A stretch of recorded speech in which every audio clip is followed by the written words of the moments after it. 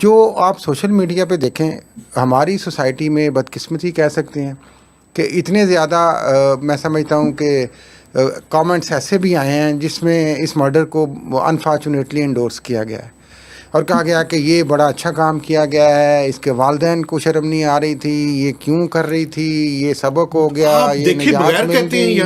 ایک تو یہ جو ہماری سوسائٹی کی مورل پولیسنگ ہے یہ، اور جو ایکسٹریمزم اور انٹالرنس ہمارا بڑھتا جا رہا ہے، اس کو میرا خیال ہے اس کے لیے پھر وہی ماتم آ جاتا ہے نیشنل ایکشن پلان کا کہ وہ کیوں خاموش ہو جاتا ہے یہاں پہ آ کے یار کہ یہ محسن نقوی صاحب آپ یہاں پہ تو بڑا کریڈٹ لے لیتے ہیں، ٹویٹ بھی کر دیتے ہیں کہ جناب پتہ نہیں ہم نے کیا گرفتار کر لیا، ایک قاتل آپ نے پکڑ لیا۔ محسن نقوی صاحب کی جو ان کی تعریف بنتی ہے وہ بھی کر رہے ہیں۔ جو نیشنل ایکشن پلان ہے جس کی یہ جو سارا ایکسٹریمزم پھیل رہا ہے، اس کو کنٹرول کرنے کے لیے آپ کیا کر رہے ہیں یار؟